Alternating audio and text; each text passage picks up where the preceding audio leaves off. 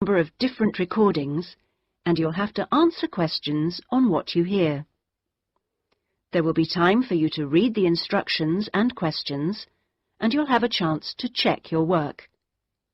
All the recordings will be played once only. The test is in 4 sections. At the end of the test, you will be given 10 minutes to transfer your answers to an answer sheet. Now turn to Section 1. Section 1.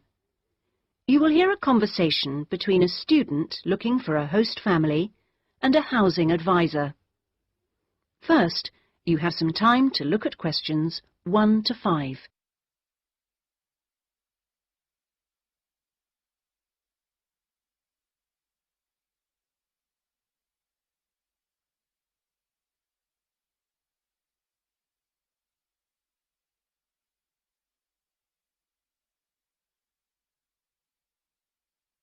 You will see that there is an example which has been done for you. On this occasion only, the conversation relating to this will be played first. Good morning. How can I help you? Good morning. I understand you help fix up students with host families.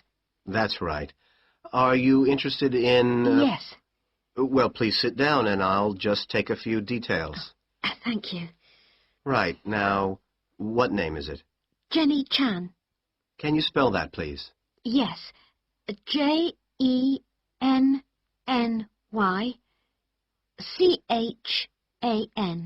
Right. And what is your present address? The student's name is Jenny Chan, so Jenny Chan has been written on the form. Now we shall begin. You should answer the questions as you listen, because you will not hear the recording a second time. Listen carefully and answer questions 1 to 5. Good morning. How can I help you? Good morning. I understand you help fix up students with host families. That's right. Are you interested in... Yes. Well, please sit down and I'll just take a few details. Thank you. Right. Now, what name is it? Jenny Chan. Can you spell that, please? Yes. Jenny-Chan.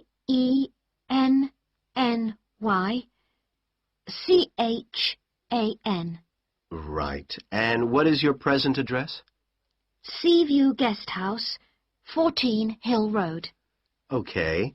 And do you know the phone number there? Yes, I have it here. 22376, but I'm only there after about 7 p.m. So when would be the best time to catch you? I suppose between 9 and, let me see, past, before I leave for the college. Great. And can I ask you your age? I've just had my 19th birthday. And how long would you want to stay with the host family? I'm planning on staying a year, but at the moment I'm definitely here for 4 months only. I have to get an extension to my permit. You're working on it? Mm. Fine. And what will be your occupation while you're in the UK? Studying English? And what would you say your level of English is? Good, I think.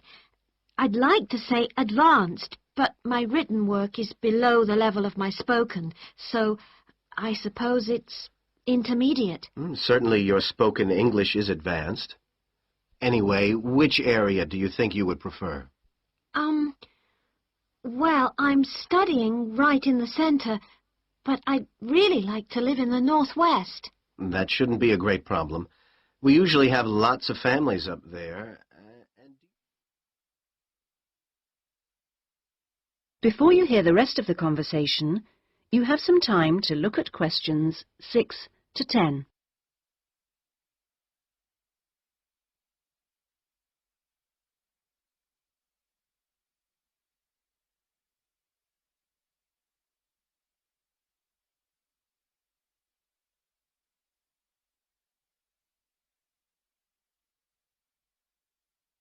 Now listen and answer questions 6 to 10.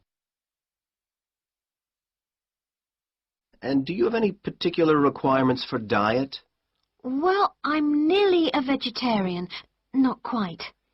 Shall I say you are? It's probably easier that way. That would be best. Anything about your actual room? I would prefer my own facilities. En suite, is that right? Mm-hmm. And also, if it's possible, a TV. And I'd also like the house to have a real garden, rather than just a yard. Somewhere I could sit and be peaceful. Is that all? Well, I'm really serious about improving my English, so I'd prefer to be the only guest, if that's possible. No other guests. Yes, you get more practice that way. Anyway, obviously, all this is partly dependent on how much you're willing to pay. What did you have in mind? I was thinking in terms of about 60 to 80 pounds a week, but I'd go up to 100 if it was something special. Well, I don't think we'd have any problems finding something for you. Oh, good. And when would you want it for? I'd like to move in approximately 2 weeks. Let me see, it's the 10th today, so if we go for the Monday, it's the 23rd of March. Yes. Right. Good, and if I could ask one last question. That is the end of section 1. You now have half a minute to check your answers.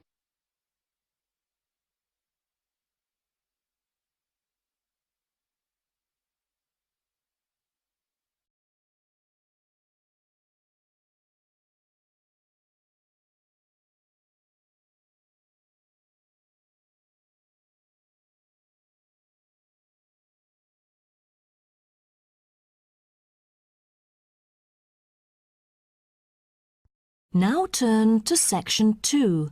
Section 2. You will hear a guide talking to a group of visitors about a national park. First, you have some time to look at questions 11 to 16.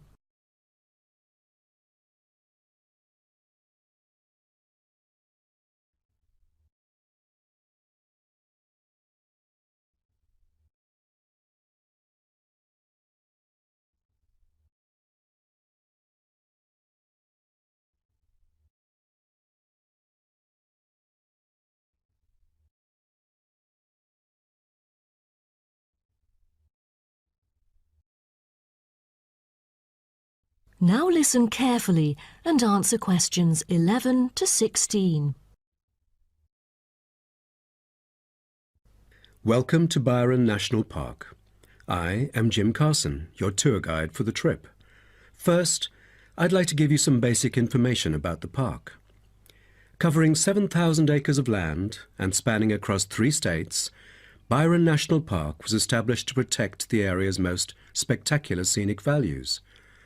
With unique geological features, natural history, and native plant and animal life, it is an ideal destination for recreation as well as research purposes. The park has a breathtaking waterfall connecting the longest river in the country, but it is most renowned for having the largest subtropical rainforest worldwide. There are many layers of tall, medium, and low vegetation growing with seasonal variations in the park. It is a place where the air seems green. Ardent hikers can find an awesome array of options here. Apart from the dense green rainforest, tourists can also hike along the mountain trail. Despite the stunning view, taking photos is not advised on the way up, I'm afraid, as one might get distracted and the narrow trail by the sheer cliff is quite dangerous. When you reach the top of the mountain, there is nothing better than having a picnic under the trees with your family. Accompanied mostly by wildlife, walkers as well as cyclists may find the bush track a good choice for having a tranquil time to themselves.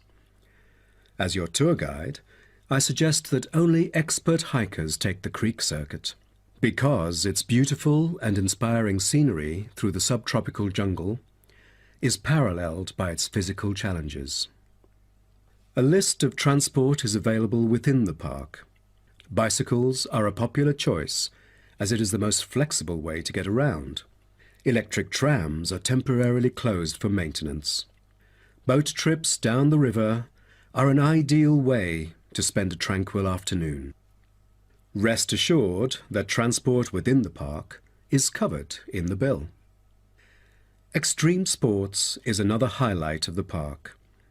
There are, for adventurous grown-ups, especially those who are comfortable with having a racing heart, scary as it may sound, it is actually safe to participate in extreme sports under strict instructions and close supervision.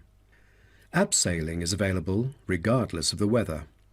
It is a fun way to overcome fear of heights, gain new skills, and get an adrenaline rush. Bungee jumping and paragliding are also available, except for during the summer. At this point, you might worry about meals here. Well, even though there is only one restaurant in the park at the moment, the variety of dishes is astonishing. There are 2 meals included in the price. Just get your meal ticket at the reception before dining. Also, there is no need to make reservations or worry about availability, since there are plenty of tables. Before you hear the rest of the talk, you have some time to look at questions 17 to 20.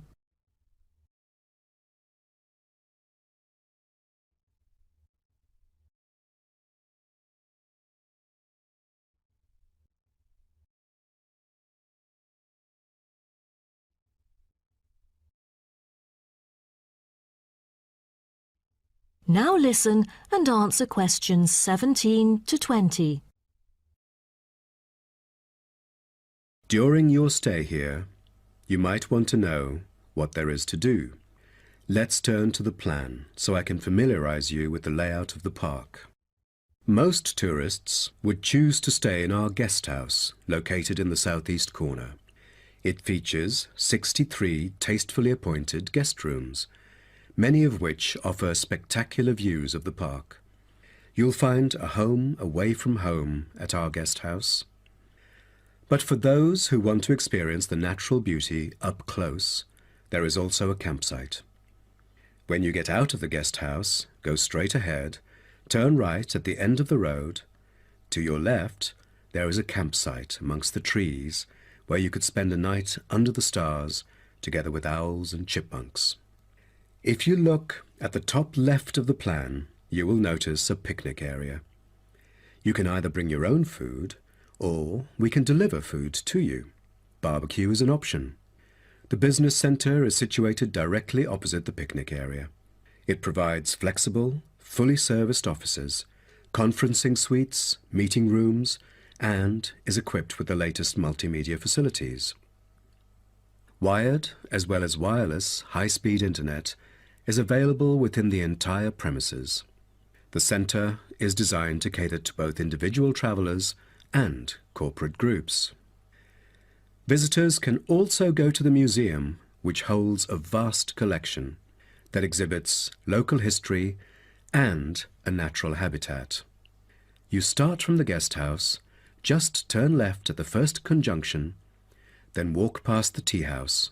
Turn right. You'll see the museum after making the third right. Have you found it? Pretty easy, right? To spend a delightful afternoon with a book and a fresh cup of coffee, you can go to the only cafe in the park.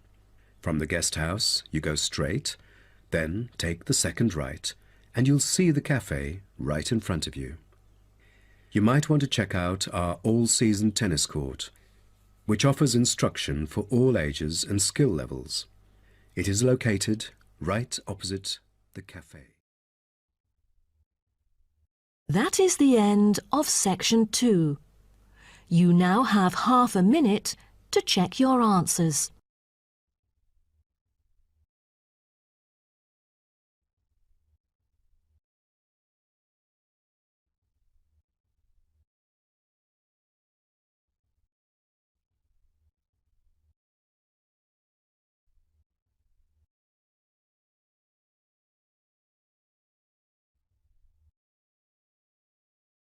Now turn to Section 3.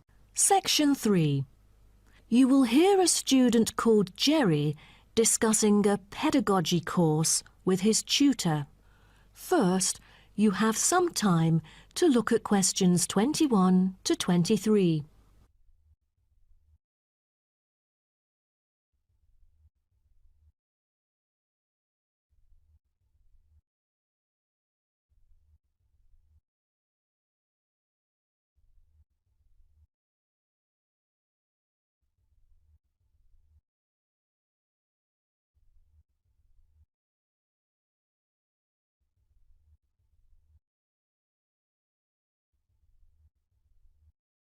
Now, listen carefully and answer questions 21 to 23.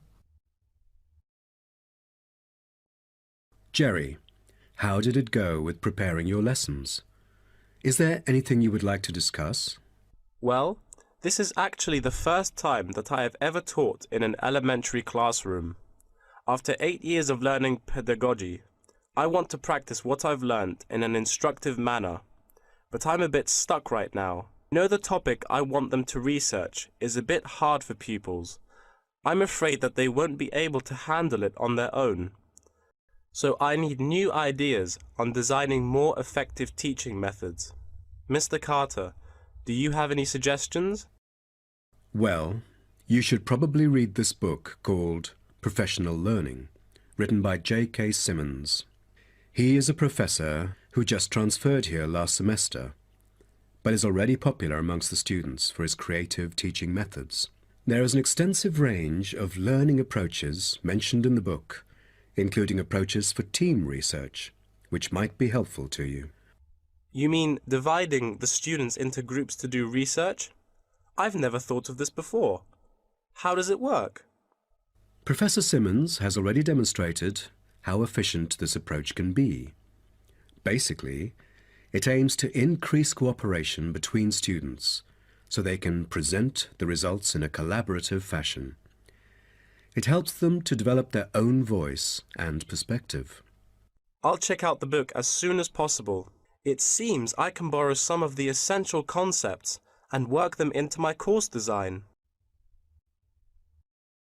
Before you hear the rest of the talk, you have some time to look at questions 24 to 30.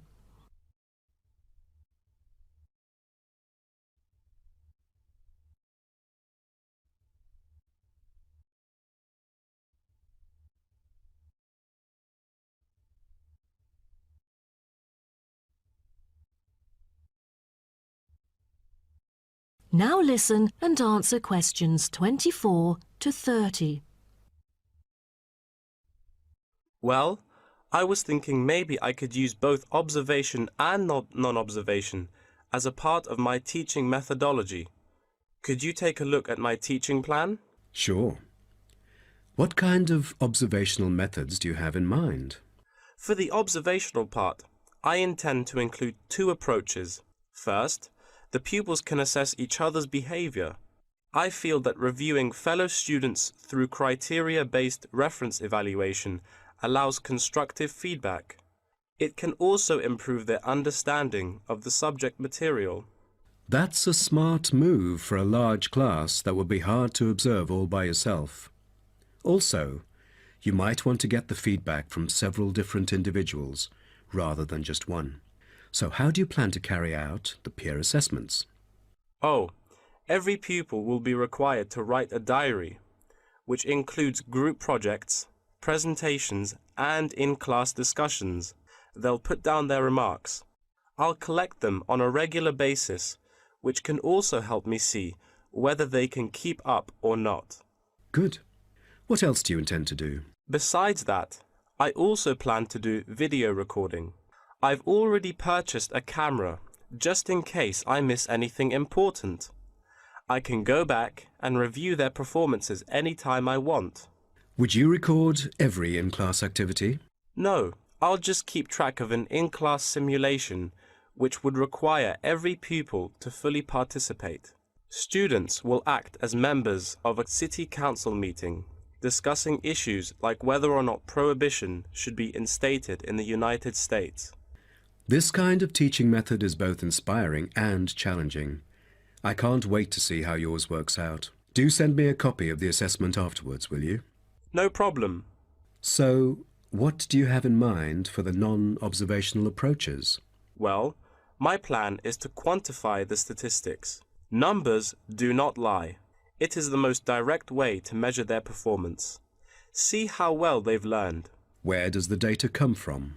I'll evaluate the test results, including the midterm, final exam, and pop quizzes, which would only take up about 40% of the overall assessment. Sounds like a lot of tests and assignments. Please remember that you don't want to wear out your students. Keeping them engaged is the key to efficient learning. Once they are exhausted, they just stop trying. Oh, I haven't thought about that. You are right. I don't want to frighten them with tons of assignments and exams. I'll make note of that. Thanks for the advice. I remember last time you mentioned questionnaires, right? That's true, but it is not for my students. In fact, they have to design their own questionnaires and choose the respondents using the internet. As a complement of other teaching activities, it would deepen the creative learning process. Is that all? Oh, the pupils will have to conduct interviews of their own, and for this, they get to choose anyone they like, including relatives, friends, and acquaintances to answer the questions. Seems to me that you have figured out most of your teaching methods, but you still need to polish some of the activities. That is the end of section 3. You now have half a minute to check your answers.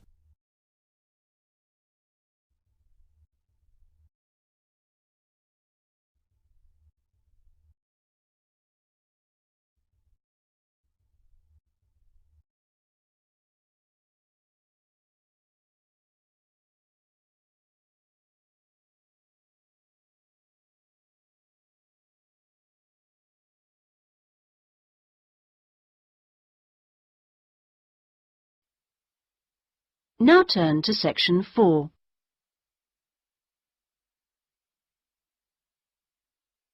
Section 4. You will hear a university librarian giving a talk to new students. First, you have some time to look at questions 31 to 40.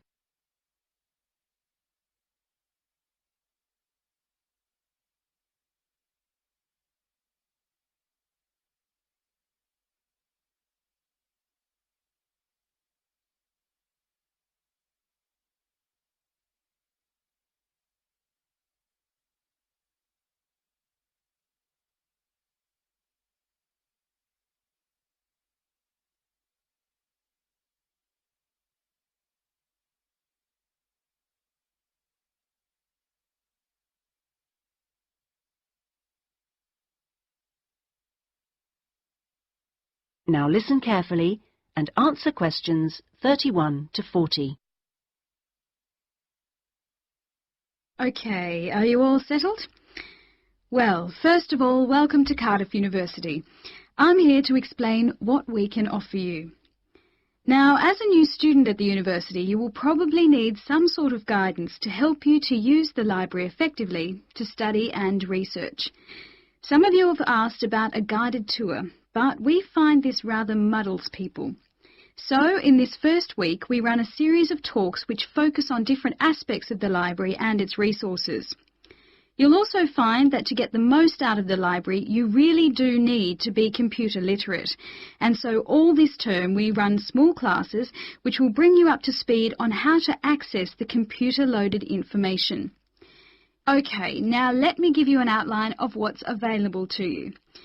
You'll find that the computers are increasingly used as a research tool. Many students do most of their research on the internet, and the library computers are permanently online. Having found what you need, you'll find you can readily save texts on your personal computer space to print off when you need.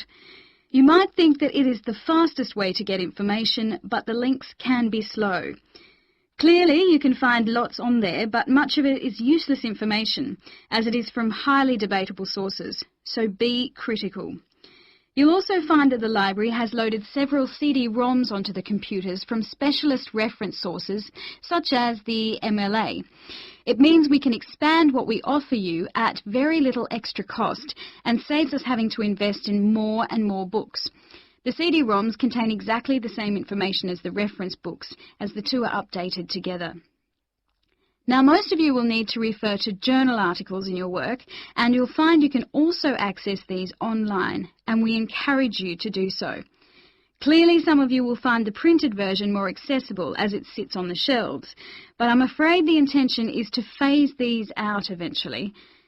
However, you will still be able to print off a version of the text rather than photocopying the journal pages. So you must get used to working online. Naturally, we do still have the full range of classic reference books, additional to the CD-ROMs for you to use, and there are several copies of each one.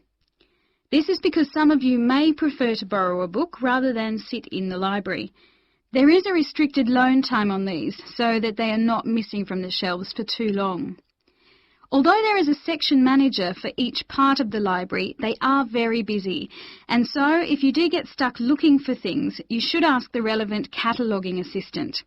As your training supervisor, I just oversee your induction and will not be around after this initial week.